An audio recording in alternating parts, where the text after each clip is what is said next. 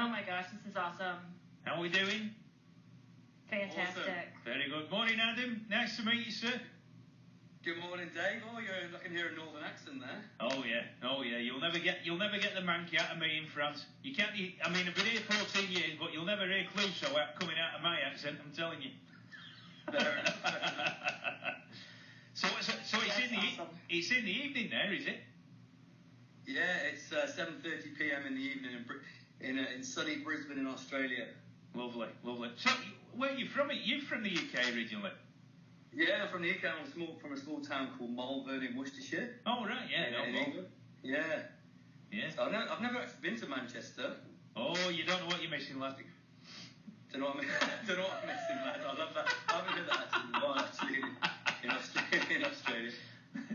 Very good. Right, so you and Christine are going to do your magic this morning, so I'm going to put my feet on the desk and put my hands behind my head. Awesome. Do you want a cup of tea? Yeah, I could do with a cup of tea and a couple of bourbon biscuits here now.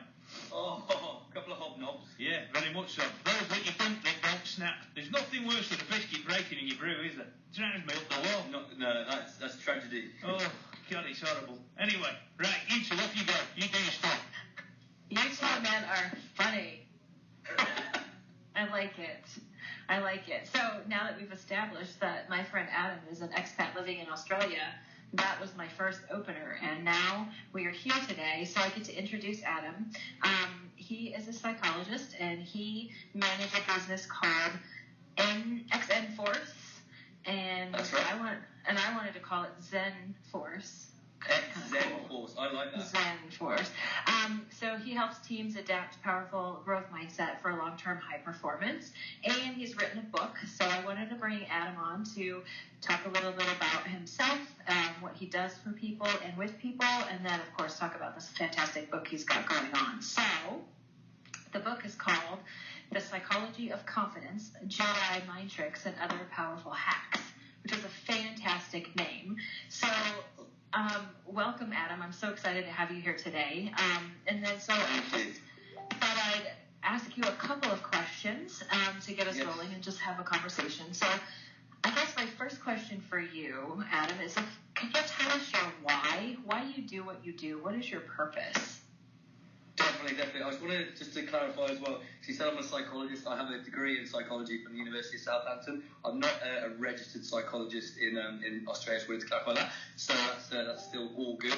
So yeah, my why, the reason I wrote the book and why I do what I do is because I had this crazy experience where I almost took my own life. I had a really severe depression. And I had a 3-year-old at the time. His name's Zachary, beautiful wee human. And it got to the stage where I was in the garage. I put a rope around my neck, and I almost took my own life. It was absolutely horrible, and I'm so glad that I didn't. And I built a foundation of gone from actually lowest mental health I've ever had to building a super strong foundation of rock solid mental health. So that my why is affecting my son. He's 4 now, and Zachary. So if I did take my life, he would not have a father, and that would be absolutely the worst thing ever. And that's pretty much my why. And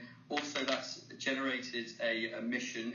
I've got a clarity of thought in my mission, which is my goal in my lifetime is to help save 500,000 lives from suicide, because every year 1 million people, beautiful human beings, take their own life, and it is preventable. So that is my mission, and that's definitely my why.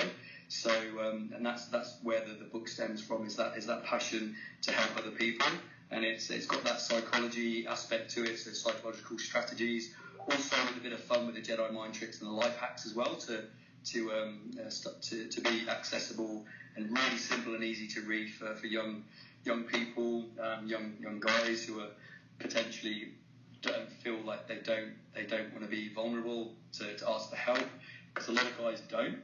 They feel like I feel like I'll be too weak. I'll sound like I'm weak if I ask for help, but it's definitely not the case. So that is my why.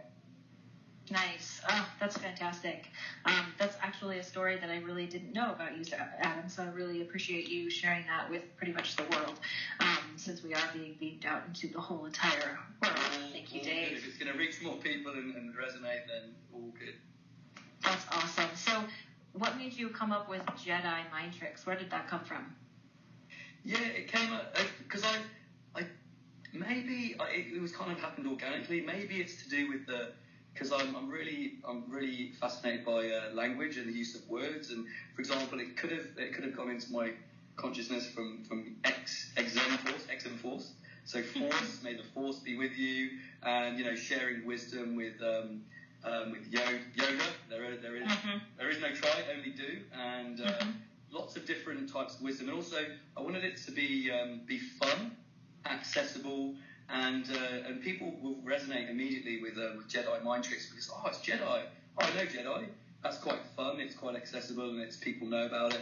Mind tricks. Who doesn't want to learn mind tricks to help them to build confidence or to be more assertive or to learn certain skills to become a Jedi? And then so that's where it came from. I haven't really been asked that question, so that's quite interesting. You've got the answer there. Nice, that's awesome. So, hey, Dave, do you think we could take a quick break and then we could come back and talk to Adam about a couple of other things about what mindset is and go forward from there? Yeah, I'm going to get my hobnobs out of the fridge now. Get us one. I don't know what that is, so It's a really tasty biscuit. You haven't lived until you've tried a hobnob. See, this is a frightening thing, Adam. You have to translate what a biscuit is to Americans. It worries me to get this. I know. I think it's cookie over there, isn't it? Cookie. Well, yeah. Oh, maybe. It took me 8 months to learn French. It's taken me about 15 years to learn American now because the amount of words that are completely the opposite when you come out with something in America, they look at me as if I've got 3 heads. Yeah. Right, we're going to go to Boy Meets Girl, and straight after that we're back with Adam and the very special Saunders. Oh, there you go, that song's about 87 years of age, but still sounding good. Just like my grandmother. I tell you what, I need about 14 sugars in my tea this morning. I haven't blinked yet, I'm still working with one eye open.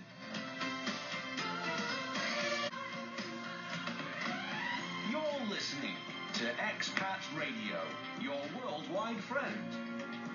Right, we're going back to Adam and Christine this morning. Adam in Australia and Christine in Colorado. See, don't tell me we don't have international guests on here. We've got worldwide guests. Oh my God. Off the herald angels sing, tra-la-la-la-la-la-la-la. This toothpaste's killing me. I put it on me. I used it as a blooming. I thought it was an antiseptic cream once, I'll never forget that. I put Colgate blooming toothpaste on my kneecap when I got injured. Oh, at least it probably warmed it up. Warmed it up. You've never seen to clean these in all your life once I brushed it off. Get up a tree. Anyway, away you go. Oh my gosh, that's funny. You too. That's a hoot. So, hey Adam, tell us what is mindset and why is it so powerful to us? What is mindset? Mindset is a way of thinking, and the power of your mind is so important and so powerful. A lot of people really underestimate the power of your mind, and so it's so powerful because there's a lot of training, a lot of practice, a lot of ways of thinking. Where if you practice it daily, it's like going to the gym. If you work out your brain muscle, your mindset muscle, it'll get really strong. And it's like if you go to the gym, or you don't go to the gym, you're relatively unhealthy on your body. If you do go to the gym maybe once occasionally, then start to build up a little bit of strength. If you go regularly, for example, every other day, or do gentle bit of exercise every single day, then you'll start to build up your strength. It's the same with your mindset. If you focus on a powerful, specifically for my focus is a growth mindset. If you focus on mindset in general, or specifically growth mindset, which I'll explain in a few moments, you start to build up really strong mental health and mental strength, and that your brain controls absolutely everything. Your heart, it's so important. So with regards to growth mindset is again, it's a way of thinking where in comparison to a fixed mindset. So growth mindset, it was labelled by Carol Dweck, so she's a psychologist, American psychologist, and growth mindset is where you really relish challenges. You see problems as challenges that you want to overcome. You really you love feedback because you grow from it and you learn, and you're happy and you accept making that you're going to fail and make mistakes because you're going to learn. Compared to a fixed mindset where you're taught that you learn that, oh no, I'm really intelligent, so I don't need to learn. They people that have a fixed mindset, they're reticent to take feedback. They don't want feedback. Also, they're afraid to make mistakes and fail because it can affect their identity as of this intelligent person that they've been told. So there's a lot of restrictions to that. Growth mindset is exactly what it says. It's growth. And if you're not growing, you're dying. So growth mindset and mindset is so important and so powerful. Nice. I think that whole "if you're not growing, you're dying" is something that I think I've said over and over again in my mind. Do you have specific strategies that you help people to sort of get into that growth mindset?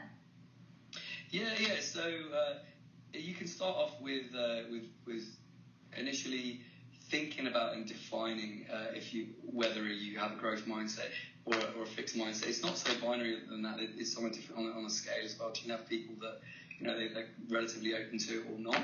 And then the strategies that I use are basically you can start to think of using positive language. So whatever words come out of your mouth, and I was mentioning it to my partner a few moments ago as well.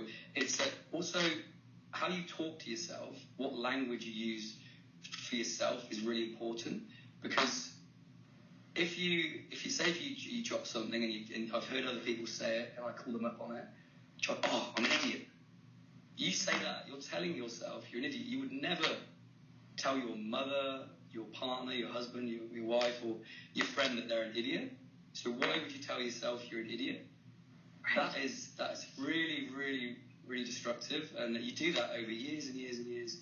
And it could be on different scales. It could be you could be calling yourself even treating yourself badly. So watch your words because your words are representative of your thoughts, and then your thoughts or how your mind thinks. So you could even reverse engineer it and start to think even before you say the words. Be mindful of it.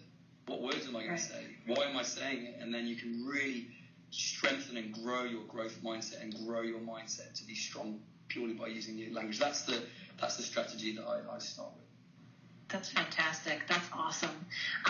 So why don't we take a quick break? We're going to play Culture Club's Let Somebody Love You to over 76,000 people listening this morning. And then we'll get back and talk a little bit about your book. Awesome. Thank you. Mm-hmm. That's a brand new single from Boy George in Culture Club. Good song, ain't it? 11:51 is the all-day special on Expat Radio. We're going back live to Christine Saunders and Adam this morning in Australia.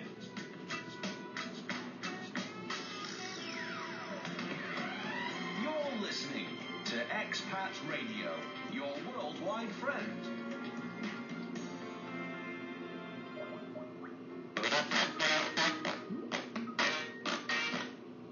I like that song. Do you? I'm just looking at my top of my toes, right? Why on earth do you all of a sudden, when you turn a certain age, you end up with hairs on the top of your toes long enough to backfill? I've never had that in my life. I look like Harry and the Hendersons here. I'm thinking, in my flip-flops. I want mine out. Do you? Oh, God, I couldn't imagine doing that. Oh, my gosh. You can wax those, Dave. Can I? I'll be ripping my toes off. What I've just thought of there is next time I'm trimming my toenails, I'll be cutting the hairs on the top of me toes, and aren't they?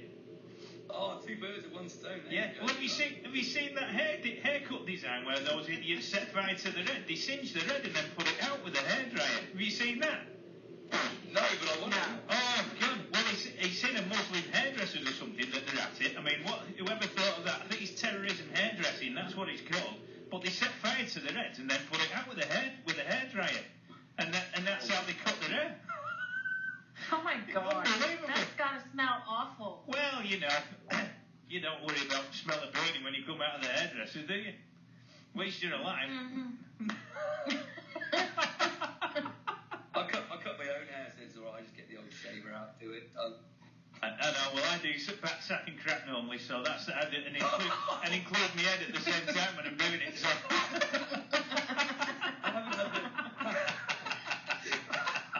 I haven't had the pleasure of doing that yet. You don't want to see what I look like before that happens. I'm telling you, I look like something that's come out of cocoon when I'm ready for doing it. Oh, good Lord. This conversation has gone completely sideways. I know. Well, I'm just, you carry on. Don't worry about me. I'll just carry on trimming these hairs here. I've just got my sheep shearers out here until I do this. Cocoon. Great movie. Haven't seen it. Go and watch it again. Yeah, don't go in the deep end at the pool. You don't know what's down there. Mum, it's not a plaster or a veruca, is it? No, it's a get out of there quick. There's an old bugger in a cocoon in there. Get out. Oh, Lord. Oh, dear God. Oh, my goodness. Right, I'm shutting up now. You two carry on. No, you don't have to shut up, but I'm going to off. carry on. Oh, yes. Do whatever it is that you're doing with your biscuits. So, Adam, tell us about where people can find this book and where they can follow you and get a hold of you and connect with you, and that would be awesome. Yeah, definitely. I'll be really grateful for that. They're definitely looking to what I'm doing. You can get the book. The book's available for pre-order now. You can get it on www.adambowcutt.com. So it's Adam, A-D-A-M, and Bowcutt, B-O-W-C-U-T-T. And I'd like to, why not just say the phonetic alphabet? Bravo, Oscar, Whiskey, Charlie, Uniform, Tango. I just felt like I wanted to do that. So adambowcutt.com. And check that out. And the book's available for pre-order. It's due to be published on the 7th of November. It's pending with the publisher as well. So that is the target. It could change, could be a little bit earlier, a little later. That's the target. And then if you once it's published, it'll be available globally from Barnes and Noble, Amazon, Google Books, Amazon Books, Amazon.com, and Book Depository. Quite a few other outlets as well. So if you just and also you can follow me on Twitter if you're a Twitter fiend. If you like a certain American leader, you can go on Adam Bowcutt. My Twitter handle's Adam Bowcutt, and you can go just search me at Facebook, Adam Bowcutt, or even if you want, you can Google my name, Adam Bowcutt, and it will pop up. There'll be a few things on there that I'm up to. So I do quite a few, film a few snippets of videos with about growth mindset, and also other sort of life hacks as well, psychological life hacks. So feel free to Google my name, Adam Bowcutt, and you'll see some videos up there, or links to Facebook or to XN Force.